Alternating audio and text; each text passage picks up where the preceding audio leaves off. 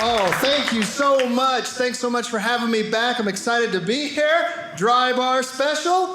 This is my second one. Thanks so much for having me back. Feels like yesterday I was here, but really it was about 4.5 years and about 40 pounds ago. So it may look like a first special of mine when this is all done. Feels good losing the weight, but I am going to miss the YouTube comments from the last special. You guys were brutal about which overweight celebrity they think I look like. A lot of fun comments about what I could possibly be. My favorites were, let's see, Fat Jon Snow from Game of Thrones came up a lot. What John Mayer would look like if he lets himself go. And my personal favorite was Nick Miller from The New Girl, but the college years, which was oddly specific, but I gotta tell you, nailed it. Absolutely nailed it. Can't wait to see what you come up with this time around. Don't worry, I'm not a person. It's fine. You guys can say whatever you want. Oh, man. I don't want to get too personal, but recently I went through a very traumatic experience. They say it's good to talk about it. So I feel like we need to just get some things out in the open. I don't know about you, but I recently just went through my very first pandemic. Oh, you too? Oh, good. Caught us all off guard, which was a lot of fun. 2020, rough year. 2020 wasn't fun. I love how we were all super hopeful about 2021 being better, too. We're like, oh, we just got to get through this year, 2021, and then January 6th, we're like, not better. A lot of the same, and it's already creeping in October, like 2022, come on, man, we need something better. We had to work at home for what, good year at least, and we finally started going back to the office. Anyone back in the office yet? No. Okay, good. The next 2 minutes is going to go super well. I went back to the office recently. I never thought I'd be so excited to go back to an abandoned building. Oh, it was amazing. It just got me, sitting there thinking about the good old days, 2019. Oh, has a year ever become nostalgic so fast? With the greatest fondness, 2019.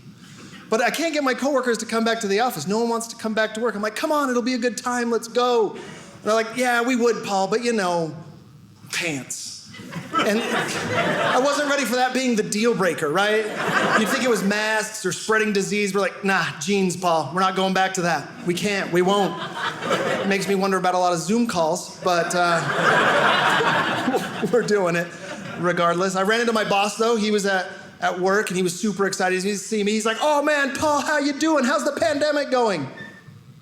It's going terrible. The pandemic is not going great. Is anyone having a good pandemic? Unless your name is Jeff Bezos or Kamala Harris, you're having a terrible pandemic. That's it. Joe Biden doesn't even know we're in a pandemic, so he doesn't even count. Oh, man. But a lot has changed with the pandemic. I've noticed a lot of differences. The biggest thing I've noticed since the pandemic, men are washing their hands in public now. That is, ladies, I gotta be honest with you, we weren't. We were lying to you the whole time. We're not gonna take responsibility for the pandemic, but we were not helping in any way, shape, or form. We do apologize at this point. And even when the pandemic struck, we kind of resisted. We're like, nah, this will blow over. We're gonna be fine. Then they took away sports. We lost our mind as men. We're like, whoa, okay, we will wash our hands.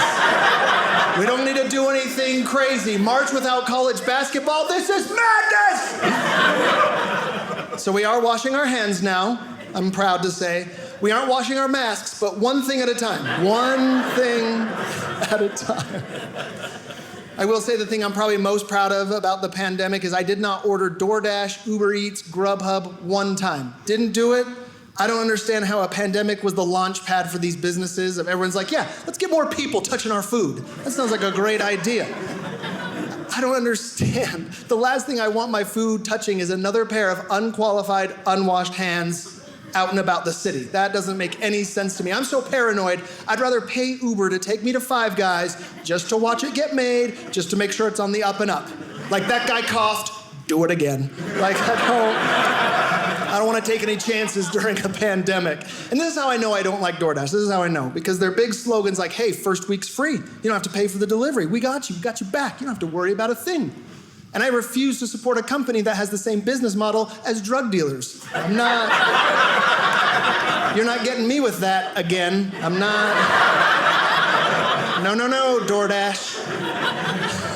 I just wish DoorDash would lean into the home food delivery experience just a little bit more. Let us know what we're getting into. Do you know what I mean? Like, DoorDash, for anyone who wants to feel like they're eating leftovers before they take their first bite. That's...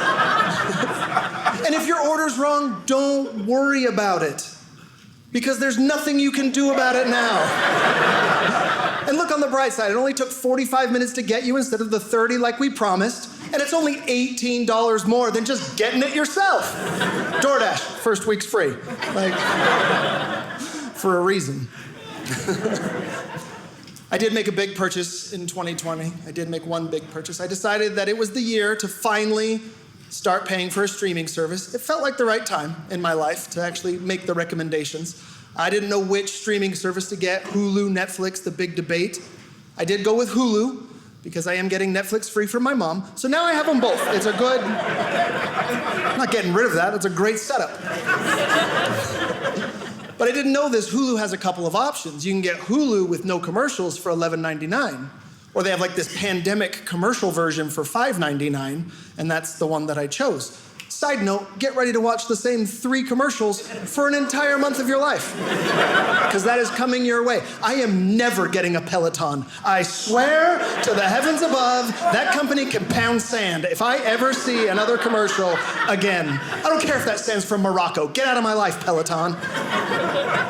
But true story, the first commercial I ever saw on Hulu was for a BMW 3 Series car, which is a great car, sure, but a really weird choice of commercial. Who can afford a BMW but not Hulu without commercials? Who are you marketing to? The very next commercial was for Broadview University. I'm like, that's your target demographic. You finally found them, Hulu. Stay in your lane. That's all I ask. Oh, man. But this is how you know 2020 was a bad year. This is the ultimate sign of how bad 2020 was. The highlight of an entire year was a documentary about caged tigers.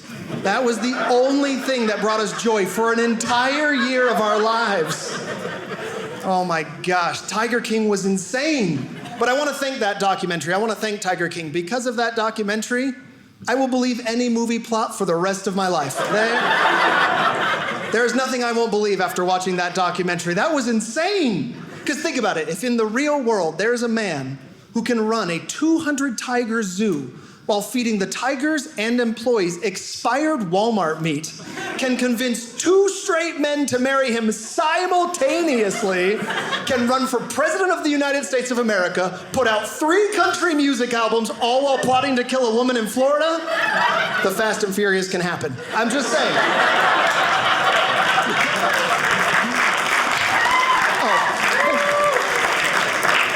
Kevin Garnett was right. Anything's possible. I'm just blown away by how that happened.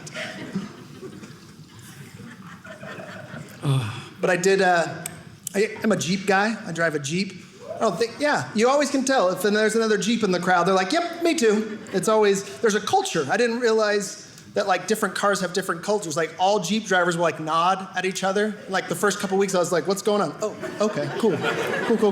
So I'll always nod back. I have adopted the club. But it's great because like different cars have different things that they do. Like Jeep drivers will nod at each other. Subaru drivers wink at each other, start flirting a little bit. And BMW drivers just flip everyone off. So there's a culture with your different cars. But man, I do get road rage a lot, and I blame a lot of it on bumper stickers. I don't understand how bumper stickers exist still. I'm just gonna say a statement. I don't care if you agree, but it just has to be said. If your opinion has ever been changed by a bumper sticker, you're stupid. I've just gotta say it. It needs to be put out there. But to be fair, I don't think that's ever actually happened. No one's ever been driving down the street. You know, maybe I should become a vegan. That has never, in the history of the world, ever happened. Some bigots driving down the road. I hate all religions that aren't mine. Religions are dumb and stupid, and all they do is fight with each other. And what's that bumper sticker say? Coexist with religious symbols, all of them working together?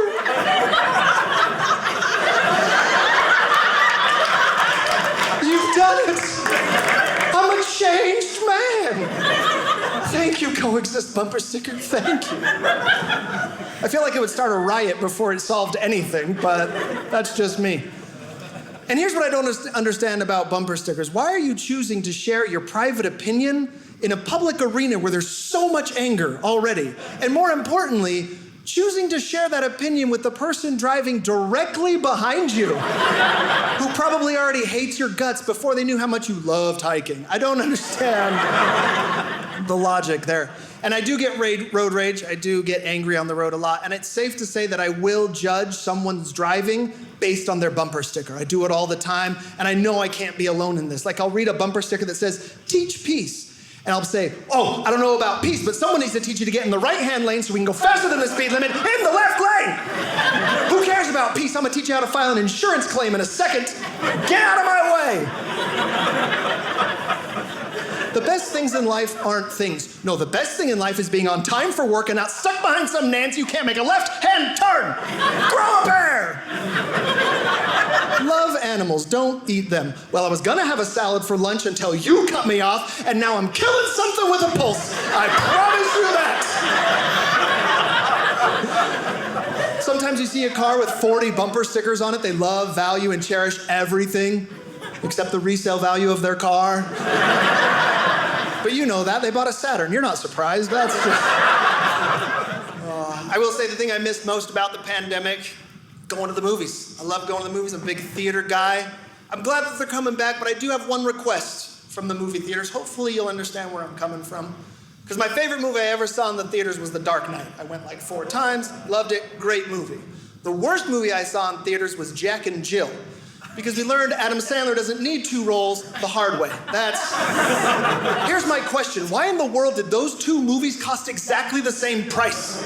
That has never made any sense to me. This is America, where you pay more for better food, cars, and all-you-can-eat buffets. What happened with movies? We need to establish a system where you pay for the quality of movie based on the price of the ticket. It's very simple. Anything with Brad Pitt, $12. Sure. Anything with Nicolas Cage, $2.50. Just across the board. Tyler Perry movies are free with the purchase of a soda. I'm just saying.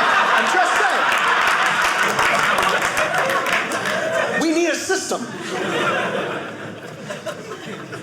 But it does feel good, losing the weight. I've lost about 40 pounds, been changing my diet, exercising, but it was hard. It's not easy. Thank you for one person that clapped and then realized no one else cared. You've scarred her for life. She'll never clap again because you all rejected it. I support you. But it was hard. It was hard losing the weight, and I would go to all my healthy friends and be like, hey man, what do I do? What do I gotta change? How do I lose the weight? And they're like, man, you gotta cut out bread and sugar. It's like, oh, it sounds like a lot. No bread, huh? They're like, no bread. I'm like, well, what do I eat instead of bread? And they just said, vegetables. It's not a good substitute. That's not gonna cut it. That's like saying, no cake and ice cream, but don't worry, toothpaste is still on the table. I'm gonna need more than that. It's not gonna get it done. And here's the thing, I love eating healthy food. I have no problem eating healthy. It's buying healthy food that's the real problem. Because here's the thing, if I buy Pop-Tarts, I have Pop-Tarts until I eat all my Pop-Tarts, or the apocalypse happens. But either way, those Pop-Tarts aren't going anywhere. If I buy bananas, I've got 3 days to eat these bananas before they're just pudding in a peel and useless to me. And I can't handle coming downstairs and having these banana panic attacks, seeing the spots. Oh my gosh, I'm running out of time! How many am I supposed to eat? And so I want to throw them away, and my healthy friends freak out. Paul, what are you doing? Don't throw those bananas away. Turn them into banana bread. What was that now? This whole eating healthy charade started with you telling me to not eat bread, and now you're telling me to turn my healthy garbage into the very thing I'm supposed to avoid? No. I say no to banana bread. Because now you've just taught me how to turn fruit into desserts. Do you realize what you've done? Now I'm just walking around the produce aisle grabbing apples like, ooh, these look good, and if I wait long enough, apple pie. Are those peaches? Cobbler season. Like I can't have that mindset going in. I can't do it.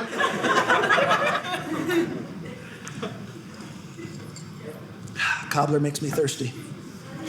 But it's important for me to eat right because of my condition. I do have a medical condition. I don't have a fake one like gluten intolerance. If you think you have that, think again, okay? I've got a real problem. I've got IBS. Anyone else? Do you know what that is? Do you know what IBS is?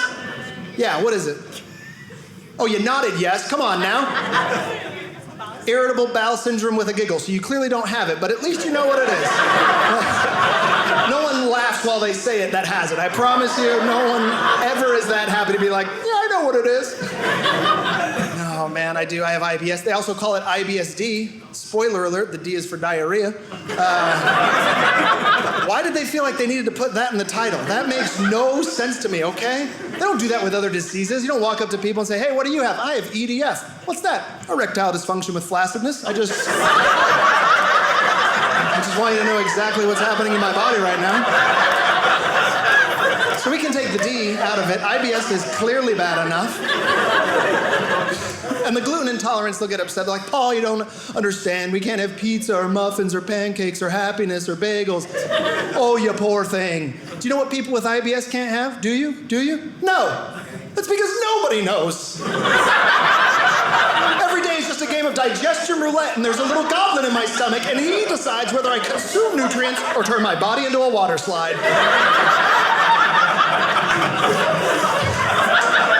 And that's as nice as I can say it. People say I have trust issues. Yeah, I've got trust issues. I haven't trusted a fart since 2005.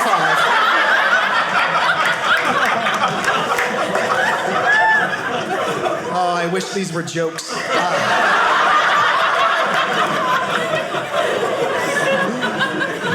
But IBS is brutal, man, because you never know when it's going to strike. I could eat pizza and wings, no problem, but something in the nachos doesn't sit right, and the goblin freaks out. Get this out of me. Whoa! And you're like, Paul, just eat healthy. You don't think I've tried that? Grilled chicken salad, balsamic vinaigrette. Give me some real food. Oh! Sorry you missed your flight. He is the meanest goblin in the world. And even like, if I eat something good, that's no guarantee for the future. I could have like a lasagna. I remember one time I ate that, and the goblin was pleased. I was like, oh, safety food. This is amazing. Boxed it up for lunch the next day. Huge mistake. What is this? Mix it up, idiot. And just so we're clear, that's not a sound effect. That's the sound, okay? I've heard it many times. But it makes dating tricky. It makes dating really tricky because you ladies have great ideas, and I'm not sure if I can do them, right? Ladies will be like, Paul, let's grab lunch and go for a hike. Ooh, lunch sounds great, but let's not plan an activity so far from bathrooms. Let's stay closer to home, right? Dinner and a movie? Sure. Dinner sounds great, but let's not pre-order any tickets, because the goblin's gonna decide whether we go to the movies or I watch Netflix in the bathroom. That's a fork in the road. That's a different situation. But man, yeah, the only thing worse than being in a pandemic is dating in a pandemic. And just to make it one level harder, I'm in my 30s, which is not better in any way, because dating in your 30s is very different than dating in your 20s. Because when you're dating in your 20s, you're trying to prove you're better than everyone she's going out with. In your 30s, you're just trying to prove you're not as bad as everyone she's already dated. Or divorced. It's a different date, man. It's a different date. There's a lot of apologizing for things you didn't do. It's a lot of reassuring as well. Because in your 20s, you're showing off. You're like, hey, I drive a BMW. I'm going to own a company. I've got Hulu without commercials. I'm going to take care of you. In your 30s, you're like, listen, I'm not going to sleep with your sister. I'm not going to clear out your bank account and run off to Nebraska. I don't live with my mother anymore. It's going to be okay. Because in your 20s, if a woman asks, how are you single? She's flirting. In your 30s, she really wants to know. She's worried, and you better tell her. Some of your laughs are a little too close to home. Some I can feel it a little too much. Well, you got an online date in the pandemic. You got a date online. That's the only. What just happened? I've transcended comedy to another sphere. You are all here to witness. Absolutely. I'm on digital fire. That's how it sounds. Distortion is digital fire. That's all I know. Oh, but you got to date online during a pandemic. That's the only way to meet normal people these days. Who knew that was ever going to be a sentence? But here we are. And here's the thing. Dating online can be good. It's not necessarily a bad thing. I met my girlfriend online. You can meet good people on there, but you got to be careful. The free sites are great. The paid sites, garbage. You got to, listen, it's going to cost you dearly, and that's usually about $30 a month. So don't do it. It's just terrible. Match.com needs to shut up. Just be what you are. Settle.com. We know why we're here. You know? We know why we're here. Let's stop lying to the people, okay? This is the used car lot of love, and we are all in this together. The first round draft picks are gone. They're long gone. We're just here scrambling, trying to find someone that fell in the draft that is undervalued and underappreciated. That's what we are looking for. Basically anyone that would go to the Green Bay Packers. I'm just saying. But this is how I know it's Settle.com. This is how I know it's Settle.com. I did my little profile and I said a bunch of things that are kind of true about me. And then I grabbed a photo from 5 years ago and I threw it on the internet. Within 30 seconds, Match.com came back with 47 100% matches. I call BS on that. There is no way 47 perfect women have just been wandering the streets and I missed them all. But you presented them in alphabetical order. I don't believe that for a second. Feels more like you got an email from my mom and they're just trying to push something along. Think about it, 100% match, that's soulmate level 1 in a million match. I'm not that compatible. There's no way 47 women would put up with this. I promise you.